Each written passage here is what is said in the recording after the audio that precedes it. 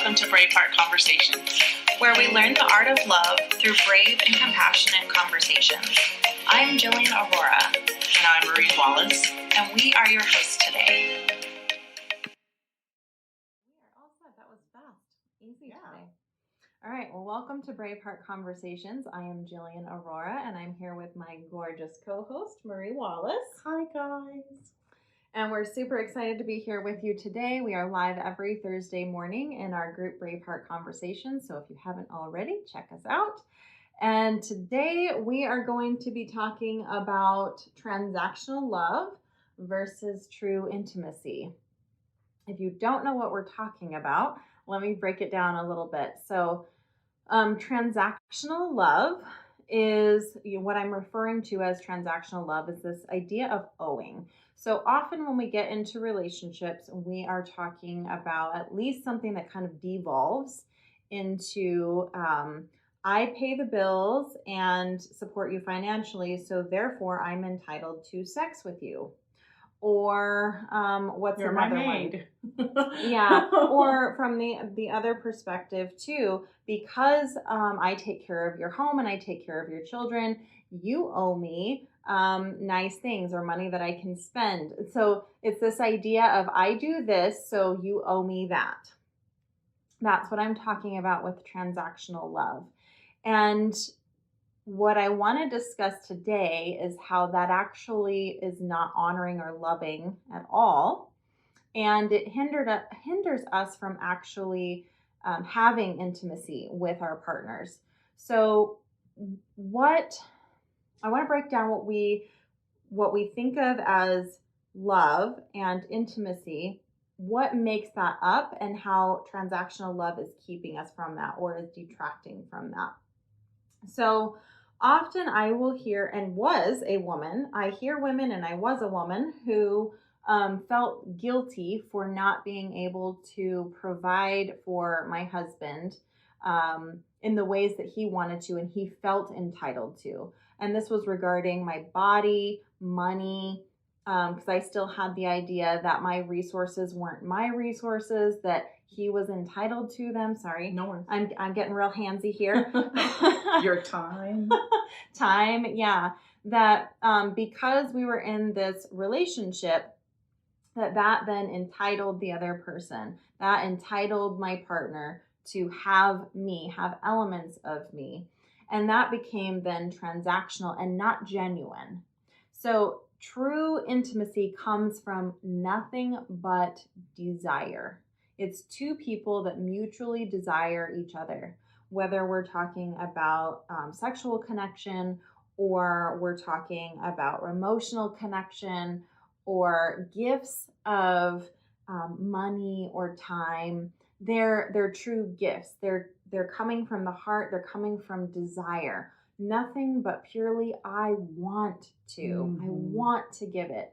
I don't sit here with Marie and go, gee, I feel really guilty about not spending time with her, so I guess I'll sit through another session with her. That is not loving, right? Yeah.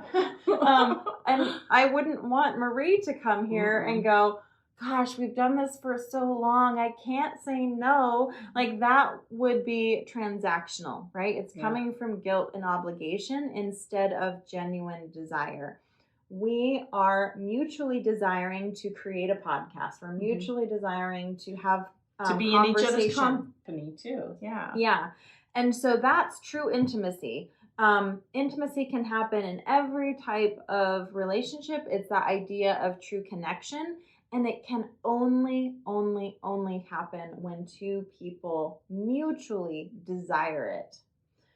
It doesn't come from owing. Yeah. So if I were to start getting those feelings, right? And I started to feel like, showing up to that podcast is a burden, right? Or, oh man, I'm not ready to see Marie again. Then I would be obligated to communicate. I would be obligated, if I truly love Marie, I would communicate that with her and either change the situation where it was more honoring to both of us, or say, I'm not feeling this right now. That would be the most honoring thing to do, and vice versa. Instead of just manufacturing those feelings and doing it out of an obligation and owing. Yeah. So, Marie, do you want to add to everything that's been said about transactional love? What your experiences have been around transactional love? How does it feel when somebody else is either expecting you to do something for them? Well, there's a lot of unwritten expectations too that you may not consciously be aware of, where they are expecting these things and you're not consciously aware of it, and it just really causes a lot of tension. And a lot of, you can feel it when either of you are going, wow, I'm in this relationship and I have to be because of X, Y, Z. It could be the kids. Financially, I don't feel secure. No one else will love me. For whatever reasons, we're staying obligated in this particular situation. Then it becomes transactional. Or back to what you were saying, that I do this for you, so you do this for me. And it feels so icky. Versus support. Well, how can I support you? And that's the other thing I was going to say about when she was saying, if for any reason this podcast starts to feel that burden, we'll have that conversation.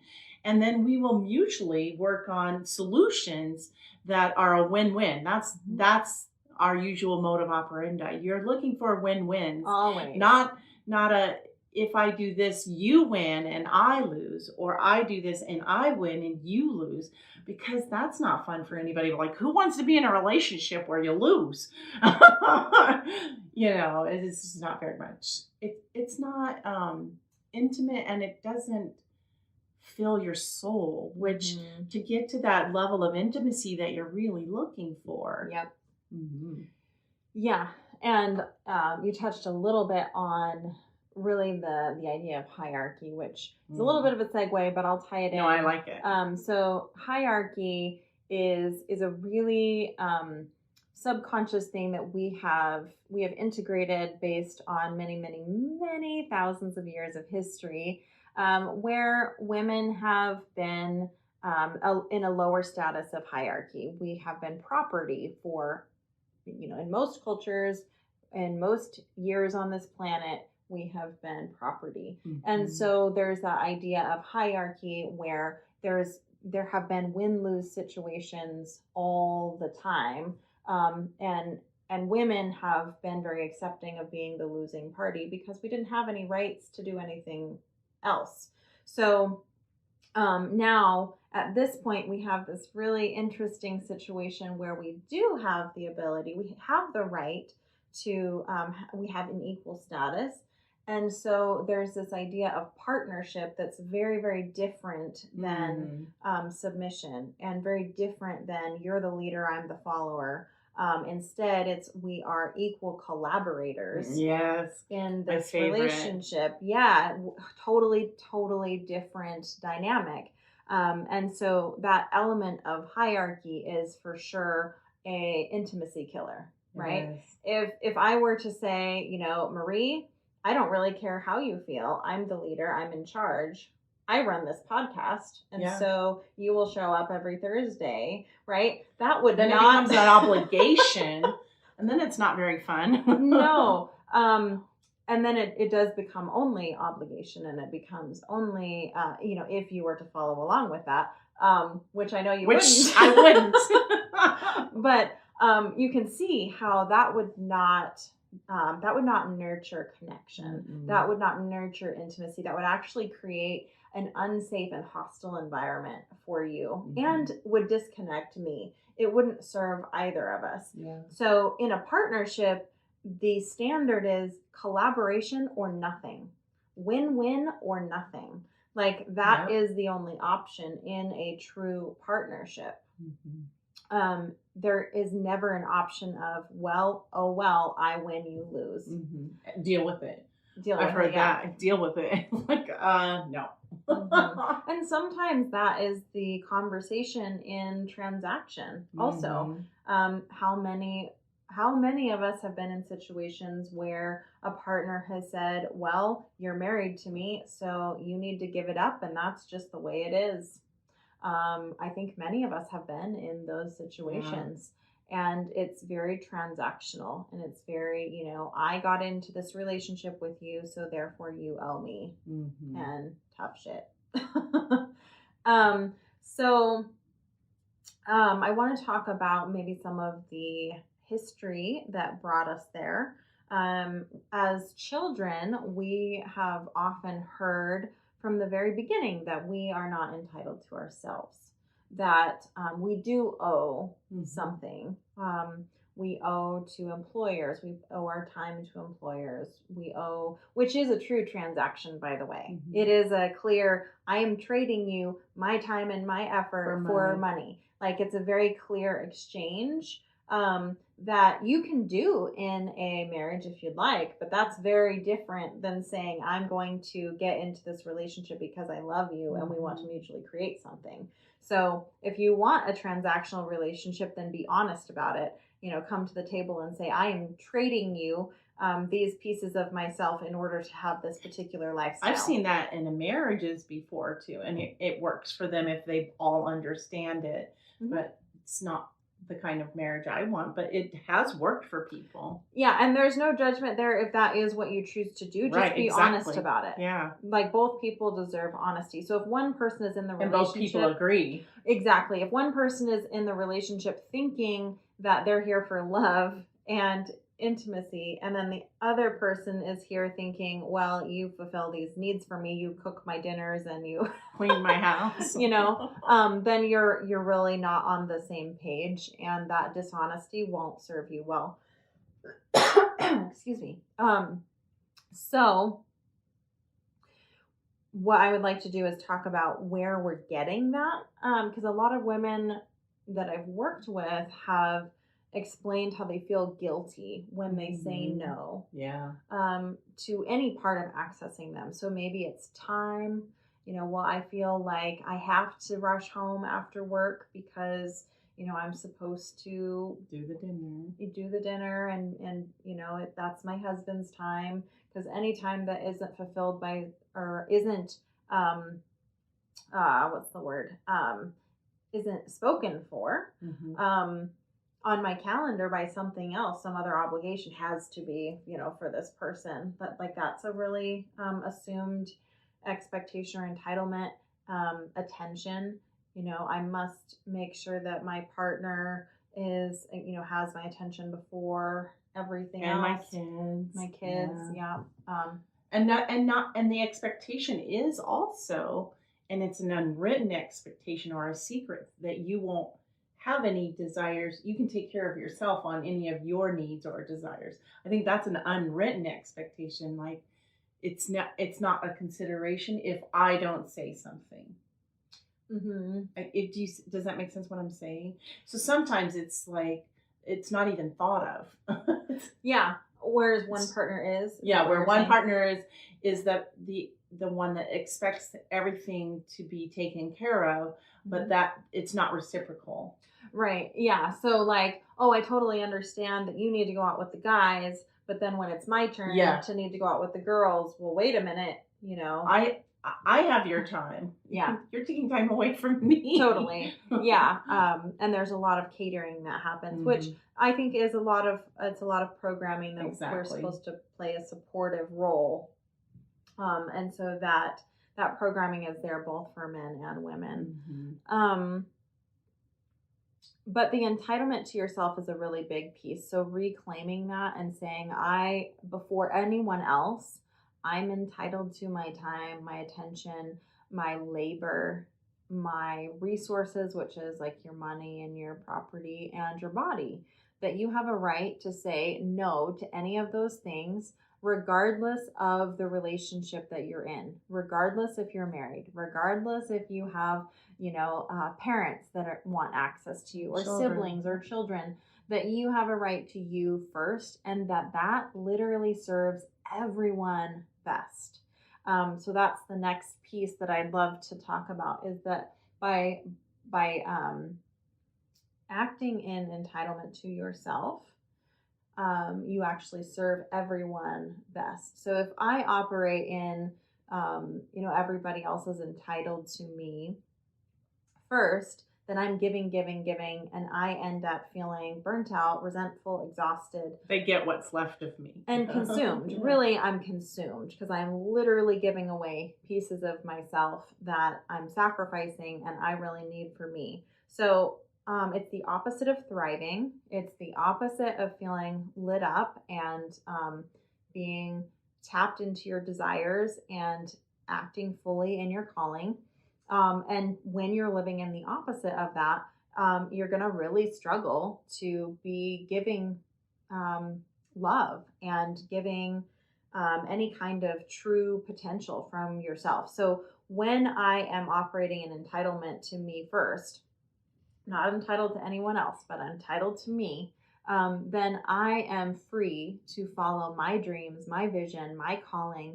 I'm thriving. I'm really tuned into myself and I'm unapologetic of meeting my needs. Guess what? I become a freaking lighthouse, right? I become just a beam of light and I'm so much more capable of giving love. And you get some, and you get some. It's more of this. It's out of overflow. Oh, yeah. Like I literally cannot help but to give. Overflow, yeah. Yeah, I cannot help but to just be so juicy that other people are more attracted to me and I am just naturally giving. It's a totally different space. Instead of feeling overwhelmed and obligated to be giving and giving and giving, it's just totally overflow. So what honors you honors everyone. It's such a profound principle that has really changed my life. What honors me honors everyone. And can I just add, you're entitled to live your life fully and openly and passionately. We are entitled as human beings. We weren't put here on earth to be workhorses and servants.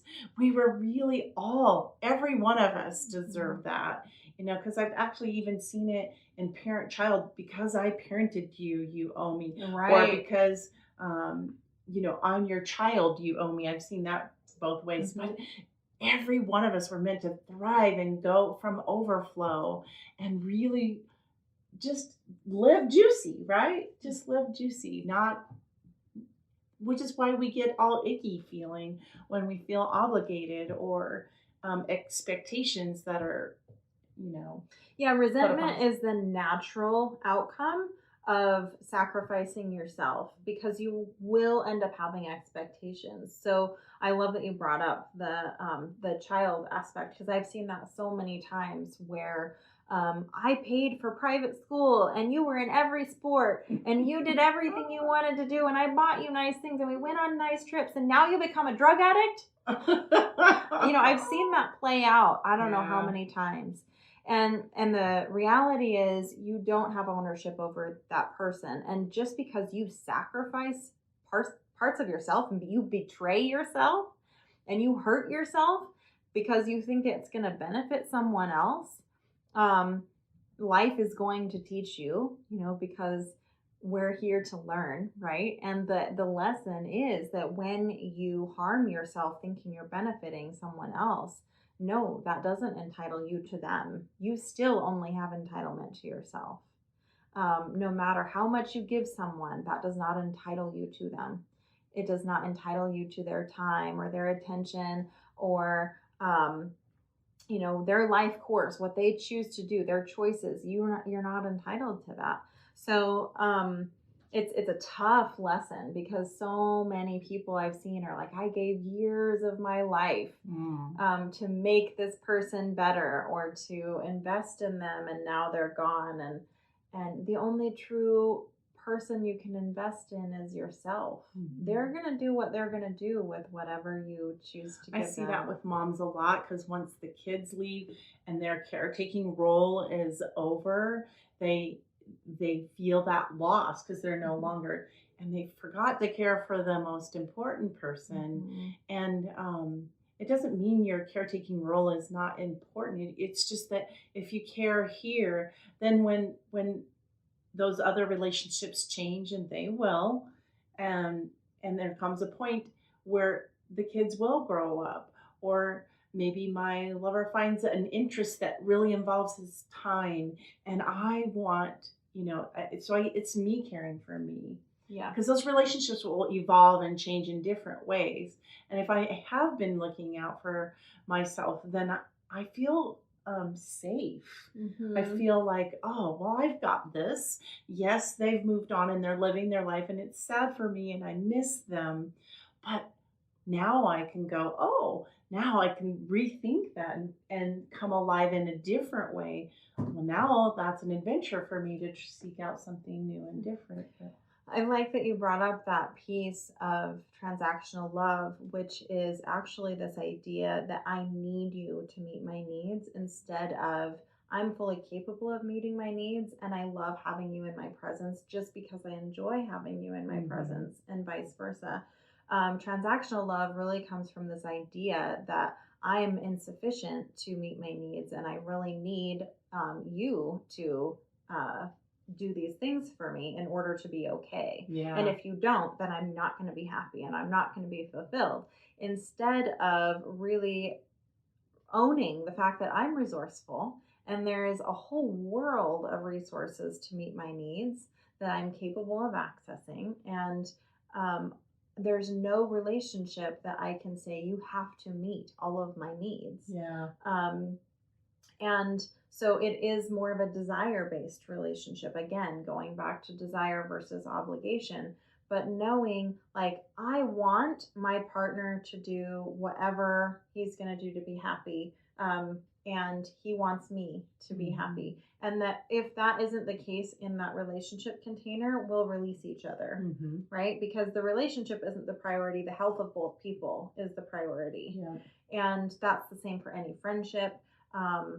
Marie, you and I, our values would be, we want each other to thrive and be happy, right? And if our relationship is doing anything other than empowering both people, then the relationship gets to dissolve because the relationship doesn't take precedent over our individual health and empowerment. And we've had these conversations, both Jillian and I. So if you're looking for that next step and you're not sure where to go, starting with a conversation is great because if you're really craving that intimacy, it's so vital for you to have that conversation and say, here's how we get a win-win. And then you collaborate together on that solution.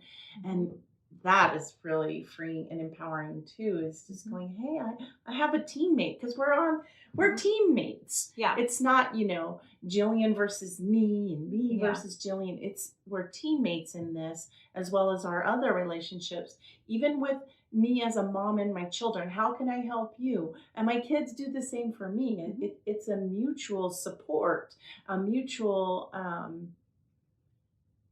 concern, not concern, concern's too strong. A mutual desire. Energy exchange. Yeah, energy exchange.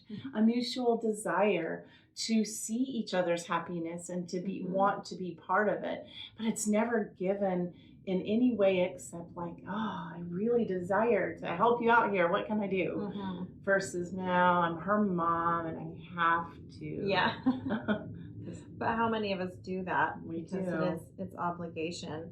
And not only, when we show up that way and we say, I have to be here, I have to show up for you. We also, there's no real way of doing that without also expecting that. So, you're my daughter, so you have to, right? So that is usually paired with I'm your mom, so I have to. Does that make sense? Oh, yeah. So when we release that burden from ourselves, we also free the other person. So when I'm able to say, no, I get to decide what it looks like to be a mom, and I get to do what feels most honoring to me, then the exchange there becomes very different because I release them from you're my daughter and you have to. I start to say, well, you get to decide what that looks like and what feels most honoring for you. Well, and I want to bring up, because we had talked about if our child decides to become an addict and we don't, what the real worry is there is that somehow, because this is a paradigm that has been set up by society, that whatever my child does is against my reputation. And it's because I was a bad parent Yep. or any of that. And I'd like to dispel that right away. Yep. Us freeing our children to do what their life path has brought them on. We don't know what gifts they are going to learn from that experience, because I've actually been down that road, and I've seen the gifts that have been given from that relationship by honoring it in that way. And it's none of my business. Yeah. It's really none of my business. I may want to be there and be supportive along the way, no matter what your choices are. But then again, it's building. And I'm pretty sure I can say this. One of our daughters was an addict, and we had to build some strong boundaries. We were still there for her, still supportive of her, and we still said we still want to meet with you and be with you, but it has to be in a neutral place, so that we're still honoring her and supporting her. But that we're not taking on any of that. Yep. And nor she's on her own journey, right? It has nothing to do with me.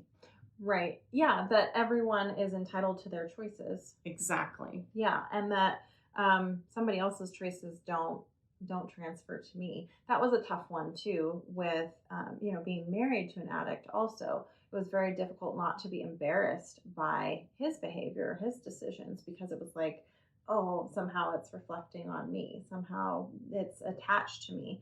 And so if we can dispel that, and just, their behavior is something they're responsible for, and my behavior is what I'm responsible for. And so how am I behaving in this situation? And am I trying to force my will on another person and make them be the way I think that they should be? But we all have the power of choice, and that doesn't mean that it reflects at all on your failure as a person or success as a person. That your behavior will determine that. Well, and even her choice to go down that path, because you don't know what anyone's journey is. No. Sometimes it is just trying something the first time, and all of a sudden you have an addiction that you didn't know about.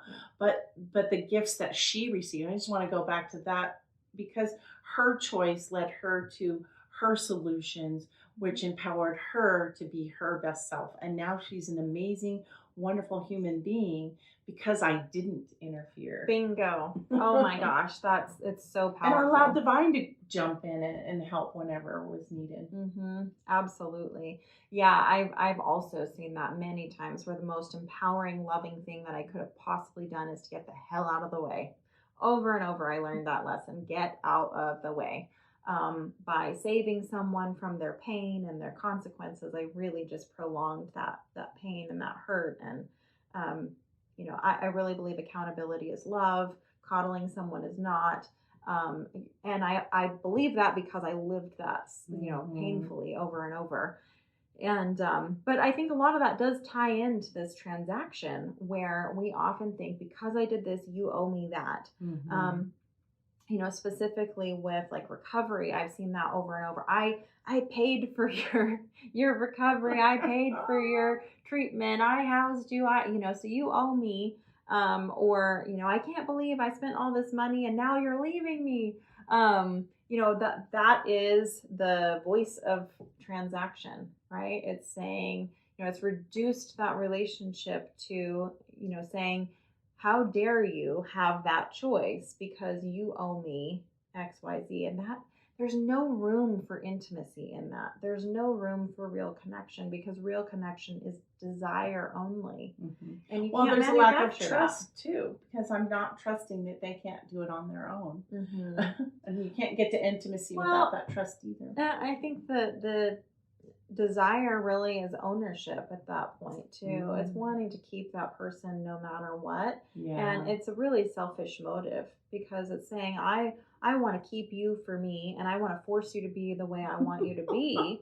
Because I will show up for Sunday dinners. And it's a very forceful energy, and not a true connection, not birthed in desire or intimacy.